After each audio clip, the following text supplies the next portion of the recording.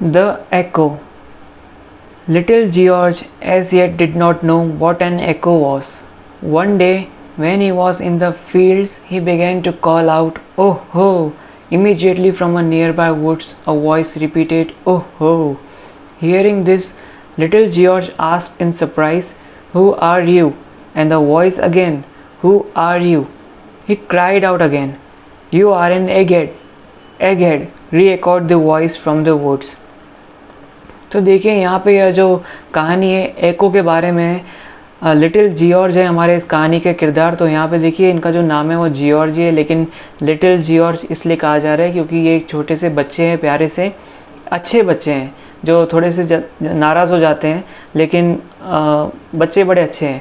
तो देखिए लिटिल जियॉर्ज की यह कहानी है। और अगर आपको एको के बारे में नहीं पता है तो मैं आपको बता दूँ। देखिए एको एक ऐसी चीज़ होती है, अगर आप पहाड़ियों में जाते हैं, आपने पुरानी बॉलीवुड की फिल्मों में या गानों में देखा होगा कि हीरो हीरोइन एक दूसरे के पार्टनर का नाम चिल्लाते हैं और फिर वही नाम रिपीट आता है। जैसे हीरोइन रोहित चिल्लाती है, फिर रोहित रोहित रोहित रोहित इस तरह सुनाई देता है।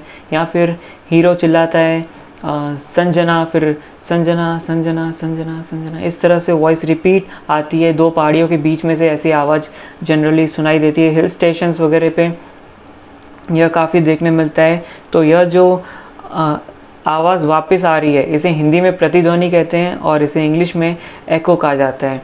और इस कहानी का जो हेडिंग है, जो शीर्षक है, उसे द एको दिया गया है। तो असल में इस कहानी का उद्देश्य यह नहीं है कि आपको एको का मतलब बताया जाए। असल में इसका उद्देश्य मानवता के ऊपर है, जो हमें आगे मालूम पड़ेगा।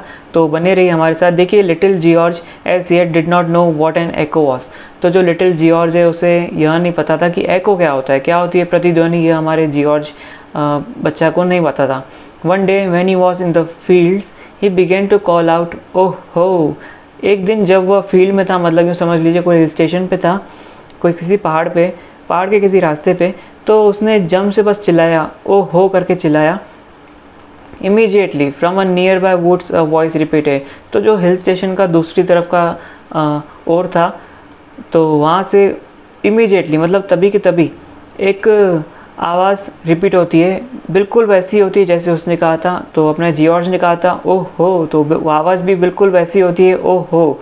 ये नियर बाय वुड्स से आती है, मतलब कि काफ़ी घना जंगल भी होगा वहाँ पे। तो वहाँ पे जो कुछ रास्ता है, तो हमारे जो लिटिल जियॉर्ज है उनको तो एको के बारे में पता नहीं था, क्या होती है प्रतिध्वनि हमारे जियॉर्ज भाई साहब को पता ही नहीं था। तो उन्हें ऐसा लग रहा था कि उस तरफ कोई दूसरा बच्चा खड़ा है जो उसकी उम्र का ही है और वह उसकी बेइज्जती कर रहा है। रिपीट बोल के जो जियॉर्ज कह रहा है, मतलब जियॉर्ज ओ हो कह रहा है, तो वहाँ पे जो दूसरा इंसान खड़ा है वो भी ओ हो कह के जियॉर्ज की बेइज्जती कर रहा है। बच्चों में यह काफ़ी इनोसेंस होता है। देखिए बच्चे बड़ी जल्दी नाराज़ हो जाते हैं, बड़ी जल्दी खुश भी हो जाते हैं। तो जियॉर्ज जो है इस चीज़ से काफ़ी नाराज़ हो गया था। तो आगे उसने हैरान होते हुए पूछा कि who are you, and the voice again who are you. तो उसने पहले तो उसने ओ हो कहा, उसके बाद उसने कहा हु आर यू। तो फिर वहाँ से दोबारा एको आ गया, हु आर यू। अभी तक जियॉर्ज को यह नहीं पता कि एको क्या होता है। ही क्राइड आउट अगेन, इसका मतलब होता है कि उसने और जम से चिल्लाया। देखिए क्राई का मतलब होता है रोना, लेकिन जब इस सेंटेंस में क्राइड आउट अगेन कहते हैं तो इसका मतलब होता है उसने और जम से चिल्लाया, यू आर एन एगेड। तो वहाँ से फिर एक और आवाज़ आई, recode the voice from the woods aged. तो उसने कहा एगेड, तो मतलब वॉइस दोबारा एको हुई एगेड। तो आप सोच रहे होंगे कि अब उसने जम से यू आर एन एगेड चिल्लाया, लेकिन वॉइस जो वापस आई वो तो सिर्फ एगेड आई, क्योंकि यहाँ पे ओ हो पूरा वापस आया, you are you who are you वापस हु आर यू करके आया, लेकिन यहाँ पे यू आर एन एगेड आया। एगेड इसने कहा तो फिर वापस एगेड ही आया। तो ऐसा क्यों हुआ? तो जनरली देखिए जो छोटा बच्चा है वो बड़े गुस्से में था, तो उसने कहा यू आर एन एगेड। तो उसने सिर्फ एगेड पर ही फोर्स दिया, जब से उसने एगेड ही चिल्लाया तो एगेड ही वापस आया। तो वो और ज़्यादा भड़क गया हमारा जो जियॉर्ज है। तो आगे पढ़ते हैं। George became annoyed and angry, his words to the unknown voice became more offensive, but every word came back to him as faithfully as he produced it. So he decided to enter the woods and find the person to get even with him, but he never succeeded in finding anyone. तो जो जियॉर्ज जी है, जियॉर्ज became annoyed and angry. तो जो जियॉर्ज भाई साहब है ये बड़े नाराज़ हो गए। एनॉयड मतलब बड़े नाराज़ हो गए, एंग्री मतलब बड़े गुस्सा भी हो गए। नाराज़ प्लस गुस्सा मतलब एक डेडली कॉम्बिनेशन हो गया उनका अपने आप में ही। His words to the unknown voice became more offensive. जो दूसरी तरफ से आवाज़ आ रही थी वो जॉर्ज के लिए अननोन थी. हमें तो पता है कि वो इको था, प्रतिध्वनि थी, लेकिन जॉर्ज के लिए वो अननोन वॉइस थी. तो जॉर्ज के जो शब्द थे उस अननोन वॉइस के प्रति वो और ज़्यादा आक्रामक हो गए थे. ऑफेंसिव मतलब बड़े आक्रामक और बहुत गंदे भी हो गए थे. ये समझ लीजिए कि एक बच्चा जब नाराज़ होता है तो क्या क्या कहेगा, उसके मुंह में जो आता है वो बोल देता है. तो वो जॉर्ज जो है बड़े अप्रिय तरीके से बोलते जा रहा था, और वही शब्द जितनी ईमानदारी से वो कह रहा था बिल्कुल उतनी ईमानदारी से वही शब्द वापस उसके पास आ रहे थे, जिससे वो और गुस्सा हो गया. देखिए आगे लिखा भी क्या है. But every word came back to him as faithfully as he produced it. हर शब्द जो जितनी ईमानदारी से उसने कहा था वही उतनी ईमानदारी से वो शब्द उसकी ओर वापस आ रहा था. So he decided to enter the woods and find the person to get even with him, but he never succeeded in finding anyone. तो फाइनल में उसने यह फैसला किया हमारे जॉर्ज ने कि वो वुड्स में एंटर होगा. देखिए वुड्स में एंटर होने का मतलब है हिल स्टेशन पे जो रास्ते रहते हैं तो वो दूसरे रास्ते तक जाएगा और उस इंसान को ढूंढेगा जो जॉर्ज को कॉपी कर रहा है और उसका अपमान कर रहा है. To get even with him, यहाँ पे गेट इवन विथ हिम का मतलब है, हम हिंदी में कहते हैं ना कि मैं तो आज इससे निपट ही लूँगा, तो यहाँ पे इस तरह से कहा जाता है to get even with him. So he decided to enter the woods and find the person to get even with him. तो जॉर्ज ने यह फैसला किया कि वो दूसरी तरफ जाएगा और निपट ही लेगा इससे. But he never succeeded in finding anyone, लेकिन जॉर्ज को सफलता नहीं मिली किसी भी इंसान को उस तरफ ढूंढने में जो उसकी कॉपी कर रहा हो. At last he returned home and complained to his mother that a bad boy hidden in the woods had insulted him. तो आखिर में जो हमारे जॉर्ज, लिटिल जॉर्ज है, प्यारे से जॉर्ज बच्चा, तो वो घर वापस गया और उसने अपनी मम्मी से कंप्लेन की. मम्मी एक बुरा लड़का है जो झाड़ियों में छिप जाता है. यहाँ पे हिडन इन द वुड्स का इस्तेमाल इसलिए किया गया, यूँ समझ लीजिए कि जब वो वैली के दूसरी तरफ जाता था तो वहाँ पे देखिए जॉर्ज को यह नहीं पता था कि इको क्या होता है, लेकिन हमें पता है इको क्या है. तो जब जॉर्ज वहाँ उसे ढूंढने जाता था तो जॉर्ज को ऐसा लगता था कि मैं तो यहाँ उसे ढूंढने आया हूँ, लेकिन यह जो इंसान मेरा अपमान कर रहा था वह इन झाड़ियों में कहीं छुप गया है. आजू बाजू बेहद काफ़ी झाड़ियाँ होंगी मतलब क्योंकि हिल स्टेशन है. तो जॉर्ज को ऐसा लग रहा है कि वो कहीं छुप गया है. तो वो अपनी मम्मी से भी यही कहता है कि mummy that a bad boy hidden in the woods had insulted him. एक बुरा लड़का है मम्मी जो झाड़ियों में छुप जाता है, पेड़ों के पीछे छुप जाता है, और उसने उस बुरे लड़के ने मेरी बेइज्जती की है. His mother smiled and said. अब इनकी मम्मी को तो इको का मतलब पता था, तो इनकी मम्मी मुस्कुराई और उनकी मम्मी ने जॉर्ज की मम्मी ने जॉर्ज से कहा, this time you have accused yourself. बेटा इस बार तुमने अपने आप को ही गालियाँ दी है. देखिए यहाँ पे इस बार का मतलब कहा गया है, मतलब इस बार यहाँ पे इस दिस टाइम इस दो शब्दों का प्रयोग किया गया है. इससे हम यह अंदाज़ा लगा सकते हैं कि जो जॉर्ज है, जो किरदार यहाँ पे इस्तेमाल किया गया है बच्चे का, ये बहुत ही अच्छा बच्चा होगा लेकिन थोड़ा नाराज़ होता होगा. दिस टाइम मतलब इसके पहले भी इसने कई गलतियाँ की होगी और हर गलती में जॉर्ज ही सही साबित हुआ होगा, लेकिन इस बार समझ रहे हैं, इस बार यह गलती जॉर्ज की है. इसलिए इस बार यह जो दो शब्द है दिस टाइम, इन दो शब्दों का यहाँ पे वापर किया गया इसकी मम्मी के द्वारा, और इन दो शब्दों से यह समझ में आता है कि जॉर्ज एक इनोसेंट लड़का लेकिन अच्छा लड़का था.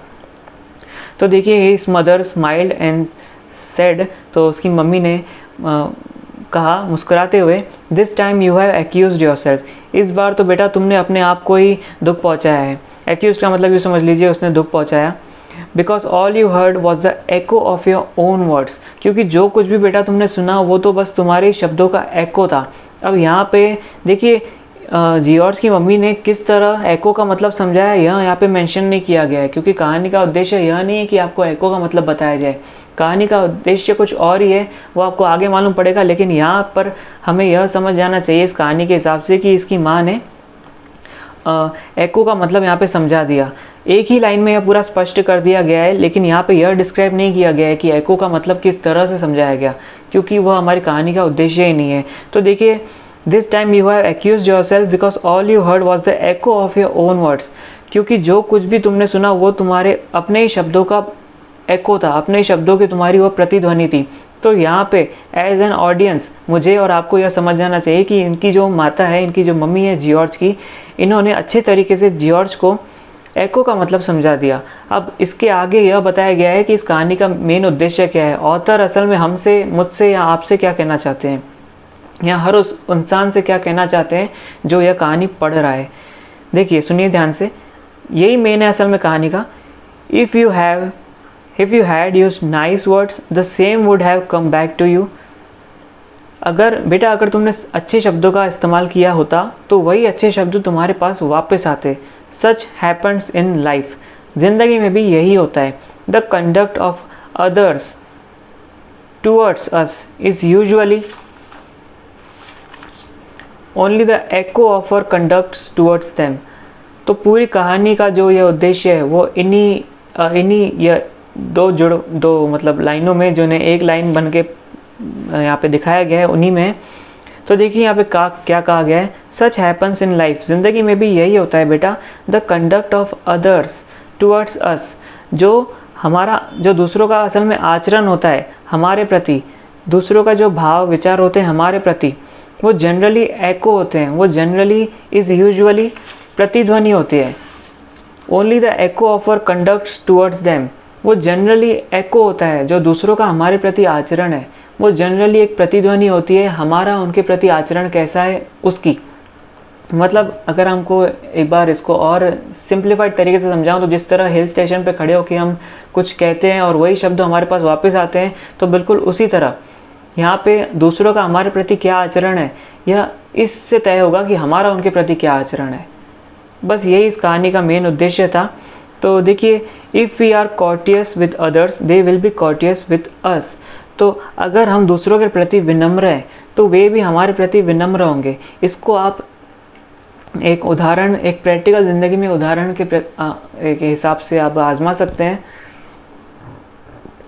देखिए, आपको कोई ऐसा इंसान होगा जो आपको बिल्कुल नहीं पसंद, लेकिन उससे आपकी बार बार मुलाकात होती होगी, तो अब ऐसा करके देखिए कि उस इंसान को आप उसके प्रति आपके जो भाव है, आपके जो विचार है, आपकी जो विनम्रता है, उसे बढ़ाइए, उसे अच्छे सकारात्मक तरीके से बढ़ाइए और उनके सपोर्टेंस में बढ़ाइए, मतलब उनके प्रति प्रेम भाव रखिए। तो आप ये पाएंगे कि कुछ ही दिनों में उनके ही भाव बदल जाएंगे। यह आपके लिए जादू की तरह होगा, लेकिन ज़रूर इसे आप एक ना एक बार ज़रूर आजमाएं।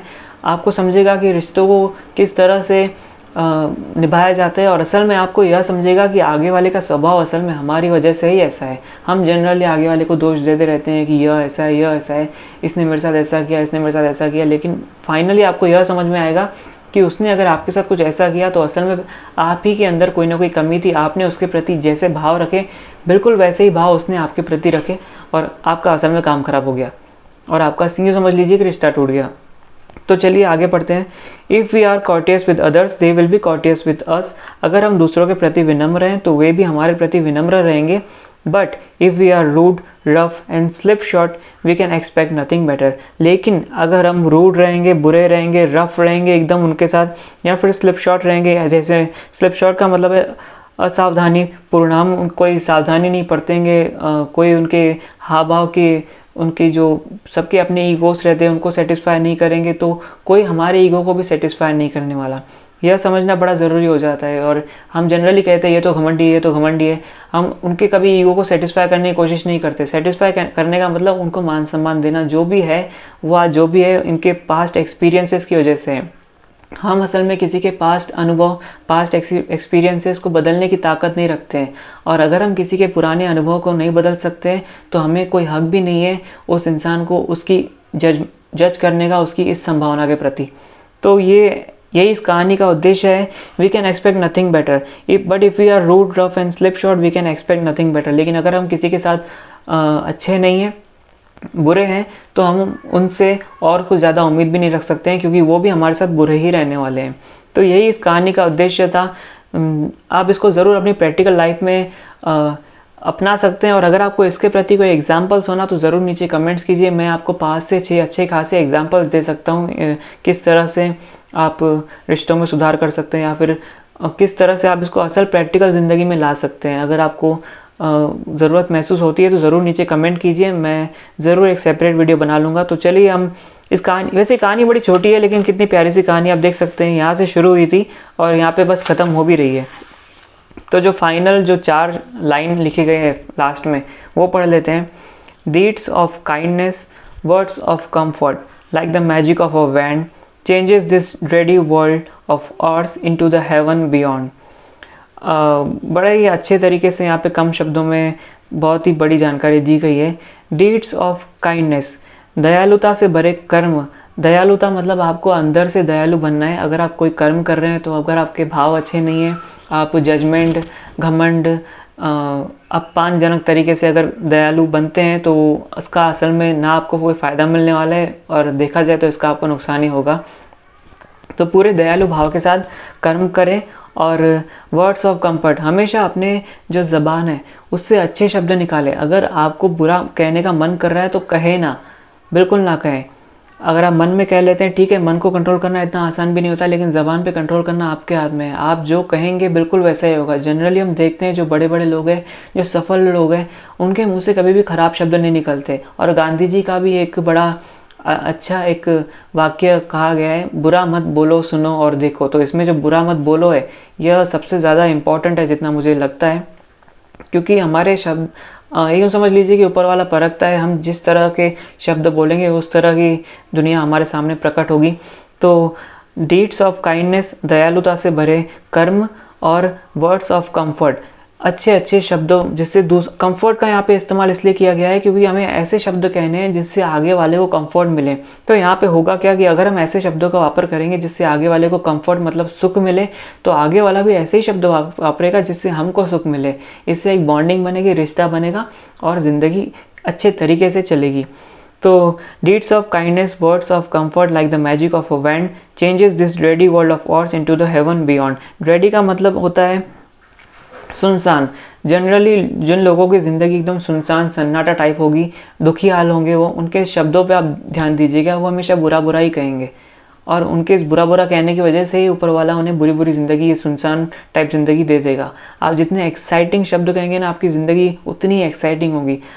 कॉपी करते रहिए। अगर आप कहेंगे, कॉपी का मतलब होता है कि दिखावट। देखिए एक कहावत है इंग्लिश में, तब तक करते रहो जब तक आप हो ना जाओ, do until you be like. मतलब तब तक दिखावट करो जब तक आप असल में वैसे बन ना जाओ। कोशिश कीजिए, एक बुक बनाइए, उसमें लिखिए कि आज मुझे 15 ऐसे अच्छी अच्छी चीज़ें बोलनी है खुद होके, जब तक आपका असल स्वभाव ऐसा ना बन जाए। आप कह सकते हैं कि चलिए फिल्म स्टार्स की बात करते हैं कि सचिन तेंदुलकर ने कितने अच्छा नाम कमाया, MS धोनी ने कितने अवार्ड्स जीते, या फिर अमिताभ बच्चन ने कितनी शानदार फिल्में की। जस्ट ऐसे अच्छा अगर आप बोलेंगे ना तो अच्छा होना खुद ही शुरू हो जाएगा। तो यहाँ पे वही कहा गया है कि दयालुता से भरे कर्म और अच्छे कंफर्ट से भरे, सुख से भरे शब्द। तो अगर ये दोनों कंबाइन हो जाते हैं, तो आपने हैरी पॉटर पिक्चर देखी होगी, उसमें जादू की छड़ी होती है। तो जब ये दो चीज़ें कंबाइन हो जाती है तो आपकी ज़िंदगी में एक जादू की छड़ी घुमा दी जाती है, जिससे आपकी ये जो सन्नाटे भरी सुनसान ज़िंदगी है उसको हेवन के ऊपर पहुंचा दिया जाता है, मतलब वैकुंठ में पहुंचा दिया जाता है। चलिए वैकुंठ को साइड में भी रखे अपन ने, तो हेवन के ऊपर पहुंचना ही बहुत बड़ी बात है। हेवन तक पहुंचना ही अपने आप में बड़ी बात है। कुल मिला के आपका नज़रिया बदल जाएगा, आपके अनुभव बदल जाएंगे, आपको अंदरूनी तरीके से सुख मिलने लगेगा। आपके आजू बाजू आपकी फैंटेसीज पूरी नहीं होने वाली, हो सकता है वो भी हो जाए, लेकिन यहाँ पे जो बदलाव होगा आपके भावनात्मक तौर पे आपके अंदर महसूस होगा। तो बस यही है। अगर इस कहानी का मतलब आपको शॉर्ट में बता दूं एक ही लाइन में, तो इस कहानी का मतलब ये है कि अगर आप दूसरे के साथ अच्छा करेंगे तो प्रभु आपको सद्बुद्धि व काबिलियत देगा। और यही जो दो चीज़ें होती है ज़िंदगी में मायने रखती है। लोग हम देखते हैं विजय माल्या हो गए या फिर नीरव मोदी टाइप लोग हैं, ये बड़े अमीर बन जाते हैं हाईमारी करके, इनके पास काबिलियत भी होती है लेकिन वो सद्बुद्धि नहीं हासिल कर पाते और आखिर में इनके देश छोड़ने की नौबत आ जाती है। तो बिल्कुल ऐसा होता है। अगर अगर उन्होंने दयालुता से भरे कर्म किए होते तो कभी उन्हें इंडिया से हकाला नहीं जाता। आप देख सकते हैं इंडिया में बैन हो चुके हैं ऐसे लोग, और ऐसे बहुत से उदाहरण देखने मिलेंगे आपको। तो एक लाइन में तो इसका पूरी कहानी का ये मतलब होता है कि अच्छे कर्म करिए और अच्छे शब्द बोलिए, तो आपको ऊपर वाले के द्वारा, प्रभु के द्वारा सद्बुद्धि व काबिलियत प्रोवाइड की जाएगी, जिससे आपकी ज़िंदगी सुखमय और अच्छे तरीके से गुजरेगी। तो कैसी लगी आपको कहानी बताइए। यहाँ पे 8वें नंबर की कहानी है द स्ट्रीम, और फिर 9वें नंबर की कहानी है द 4 एलिमेंट्स। इन दोनों को भी अगर आप पढ़ना चाहते हैं तो इन दोनों का नीचे नाम लिखिए, और फिर अगर आपको नाम पहले ही लिखा दिखता है तो बस उनकी कमेंट्स को लाइक कर लीजिए, तो मैं इसके ऊपर भी वीडियो बना लूँगा। और आपको कहानी कैसी लगी मुझे बताइए, और अगर कोई कमी दिखती है मुझ में कि मैं और ज़्यादा इम्प्रूव करूँ या फिर और आपको डिटेल एक्सप्लेन करूँ तो ज़रूर मुझे बताइए, तो मैं और इसको और लंबा वीडियो बनाने की कोशिश करूँगा पूरे एग्जांपल्स के साथ। और अगर आपको इस कहानी में कोई एग्जांपल चाहिए या फिर कोई पार्टिकुलर पैराग्राफ को री एक्सप्लेन करना आपको ज़रूरी लगता है तो ज़रूर मुझे बताइए, मैं एक्सप्लेन कर दूँगा। कहानी छोटी सी थी लेकिन जो गहराई है इसमें वो बहुत ज़्यादा है। तो बाकी हमने ये द काइंडनेस के ऊपर भी, काइंडनेस स्पेस ये जो टॉपिक है इसके ऊपर भी बहुत अच्छा सा वीडियो बनाया है। आप हमारे पुराने वीडियोस को देख सकते हैं, कुछ 1-2 वीडियो पहले ही हमने काइंडनेस स्पेस का बनाया है। मेरे हिसाब से मैंने इसमें अच्छा खासा टाइम दिया और कवर अप किया है, तो ज़रूर आप इस वीडियो को भी देखिए। और थैंक यू वेरी मच। कैसी लगी ज़रूर बताइएगा कहानी।